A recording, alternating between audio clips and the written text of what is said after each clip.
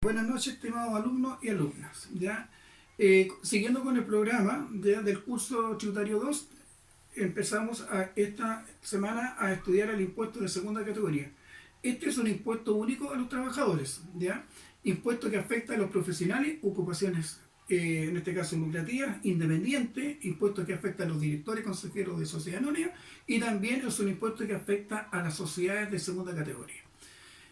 El impuesto único de segunda categoría es un impuesto que afecta a los sueldos, salarios, pensiones. Es un tributo progresivo que se paga mensualmente por todas aquellas personas que perciben rentas del desarrollo de una actividad laboral ejercida en forma dependiente, sujeta a subordinación, dependencia, un contrato de trabajo, y cuyo monto exceda mensualmente de 13,5 UTM. Las características de este impuesto único a los trabajadores son: en primer lugar, puede tener carácter de único. Es un impuesto progresivo. La progresión se aplica por tramos. Es un impuesto de declaración y pago mensual. Lo debe retener el empleador, en este caso, o la caja que paga la pensión o la jubilación mensualmente. El hecho gravado está determinado por las rentas provenientes del trabajo dependiente, las pensiones y Montepío de fuente chilena. A esa base imponible se le deben rebajar o deducir las cotizaciones previsionales obligatorias. Me estoy refiriendo al 10% de cotización obligatoria de la AFP, al 7% de salud, y entre un 2 y un 3% que es una adicional de un seguro, digamos, de sobrevivencia o invalidez. También se le deben rebajar los gastos de representación, las cantidades percibidas que constituyan un ingreso no renta del artículo 17 de la ley de la renta, y demás deducciones autorizadas por leyes especiales. Ahí nosotros vamos a tener la base imponible, afecta al impuesto de segunda categoría. Ahora, en la siguiente tabla se presentan los porcentajes de impuestos efectivos a aplicar dependiendo del tramo en que se encuentre el contribuyente, de acuerdo a su renta, y cuyo monto resulta aplicar estos porcentajes sobre los tramos de rentas presentados. Por ejemplo, las rentas que no excedan de 13,5 UTM, ya como lo manifesté, están exentas de este impuesto, o sea, la tasa es cero. Pero si excede 13,5 y no sobrepasa las 30 UTM, va a estar afecto a un 4%. Si excede de 30 y no sobrepasa las 50 UTM, va a pagar un 8%. Si excede 50 y no sobrepasa las 70 UTM, va a pagar un 13,5% de impuesto. Si excede 70 y no sobrepasa las 90, un 23%. Si excede de 90 y no sobrepasa las 120 UTM, un 30,4%. Y si excede 120 y no sobrepasa las 310 UTM, un 35%. Y muy importante, ya con la reforma tributaria del año 2020 se crea un nuevo tramo para aquellas rentas que excedan de 310 UTM, van a estar afectas a un 40% de impuesto único de segunda categoría. Por otro lado, hay que considerar acá que hay situaciones especiales. Por ejemplo, la reliquiación de los impuestos, que se refiere al artículo 47, en este caso, que nos dice que durante un año calendario o en una parte de él haya obtenido renta de más de un empleador, patrón o pagador simultáneamente, deberán estos tipos de trabajadores reliquidar el impuesto del número 1 del artículo 43, o sea, impuesto único a los trabajadores, aplicando el total de su renta imponible. La escala de tasa que resulte en sus valores anuales será la unidad tributaria del mes de diciembre y los créditos de más elementos de cálculo del impuesto. En los casos que la reliquidación no resulte un mayor valor a pagar, el contribuyente no está obligado a realizarla. Por lo tanto, las rentas que se van a reliquiar son aquellas rentas que van a aumentar la renta mensual y van a sobrepasar obviamente las 13,5 UTM, porque hasta 13,5 UTM está exento y de ahí en adelante se le va a aplicar.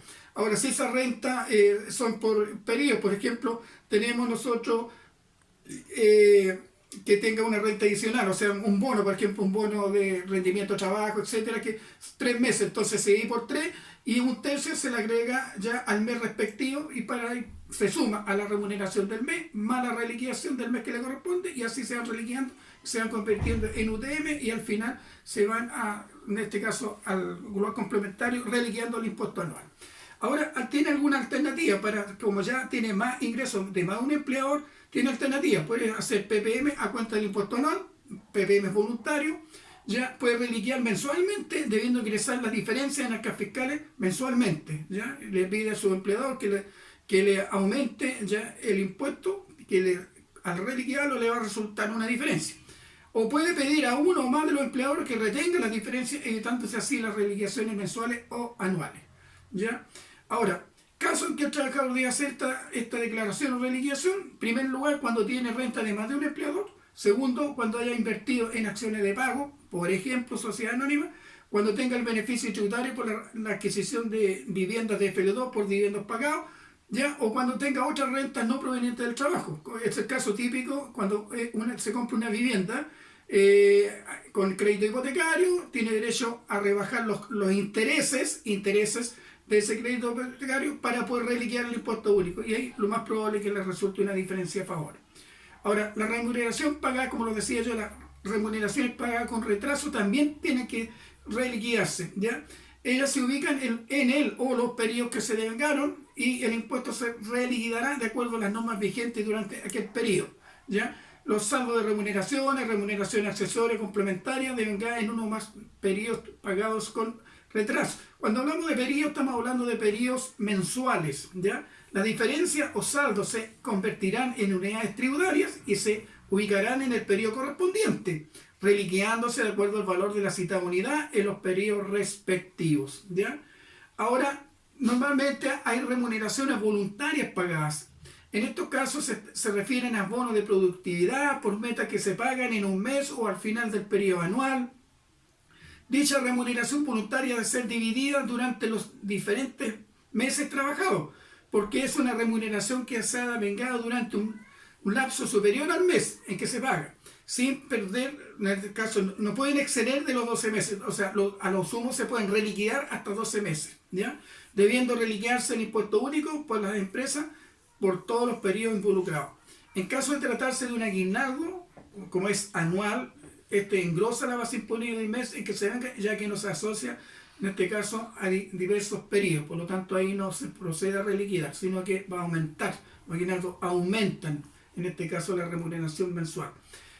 Por otro lado, tenemos la tributación de los profesionales, en este caso liberales o de ocupaciones lucrativas. En esta modalidad de la segunda categoría caen todos los ingresos provenientes del ejercicio de profesionales liberales o de ocupaciones lucrativas no comprendidas en el impuesto único de la primera categoría. Se refiere principalmente a todas aquellas personas naturales que perciban renta por servicios personales sin mediar un contrato de trabajo, es decir, a honorarios, con boletas de honorario. La base imponible de estos contribuyentes de segunda categoría está constituida por la suma de los ingresos que obtiene el profesional, es decir, la suma de sus boletas de honorarios. A esta suma será necesario descontarle los gastos que haya incurrido el profesional para obtenerla. Por ello, la ley le da dos alternativas para que este profesional determine la base imponible de su impuesto de segunda categoría. La primera serían los ingresos menos los gastos efectivos, determinados mediante el sistema de contabilidad simplificada, conforme a las reglas de la primera categoría.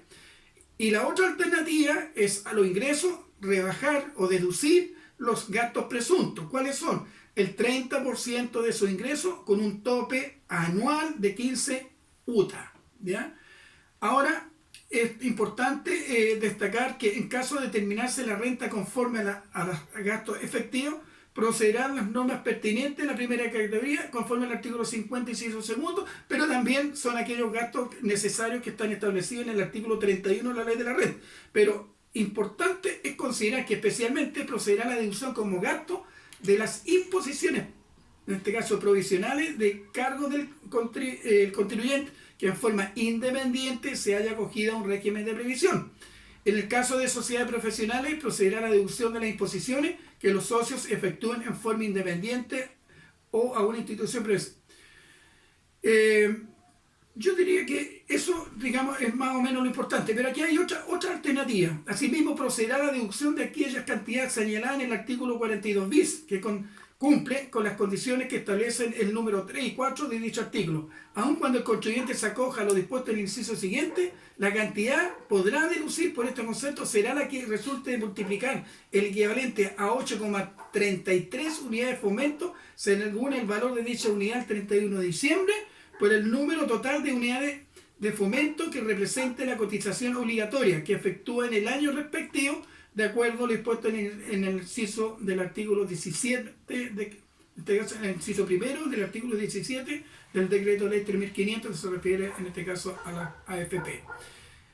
Para estos efectos se convertirá la cantidad pagada por dichas cotizaciones a unidad de fomento según el valor de esta última, día del mes en que se pagó la cotización respectiva. En ningún caso esta rebaja podrá exceder el equivalente a 600 unidades de fomento, de acuerdo al valor del 31 de diciembre respectivo. La cantidad deducible será considerada el ahorro provisional voluntario que el contribuyente hubiera realizado como trabajador dependiente. O sea, estamos hablando de los APB. ¿Ya? Ahora, algunas consideraciones finales con respecto a este tipo de contribuyentes. Respecto a la alícuota o tasa, en el caso de los trabajadores independientes, que serían los profesionales liberales, ya ocupaciones lucrativas, esta será la misma del impuesto global complementario, o sea que va de un cero, ya, y va a llegar hasta un 40% de acuerdo al tramo, tal como se señaló en la tabla del impuesto único de segunda categoría. El impuesto de estos trabajadores es de declaración y pago anual, sin perjuicio, de lo cual los trabajadores están obligados a hacer ciertas deducciones mensuales a título de pago provisional mensual, PPM, a cuenta del impuesto anual que asciende hoy día con la reforma tributaria del año 2020 a un 11,5% de los honorarios que se perciban. Este 11,5% debe ser retenido o pagado mensualmente en base al ingreso mensual.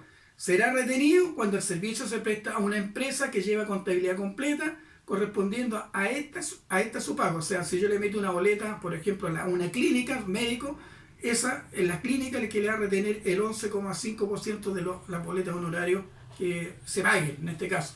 O será pagado por el propio profesional cuando el servicio se preste a alguien distinto de una empresa, que es el mismo caso que pongo yo acá. En el caso del médico, cuando le presta servicio a sus pacientes, le va a emitir boletas de honorario, suma las boletas de honorario del mes y en base a eso, en el formulario 29 va a hacer un PPM, en este caso un PPM de segunda categoría que corresponde al 11,5% del total de las boletas emitidas. ¿Ya? Eso con respecto a los profesiones liberales. Ahora, aquí hay que tener una consideración especial respecto a los directores o consejeros de sociedad anónima. Las dietas de los directores o consejeros de sociedad anónima, si bien están contempladas en la segunda categoría, no están afectas a las reglas del impuesto de segunda categoría, sino directamente a impuestos finales. O sea, este tipo de contribuyentes, directores, consejeros, personas naturales obviamente, van a pagar impuestos complementarios o adicional. Pero para ellos no es posible tributar bajo el sistema de presunción. Es decir, la dieta se incorpora sin que sea posible deducir como gastos presuntos el 30% de los ingresos. Si hay gastos vinculados a esa dieta, deben deducirse los ingresos conforme a la regla de los impuestos finales, o sea, efectivamente como gastos necesarios. Eso con respecto a los directores consejeros de sociedades anónimas.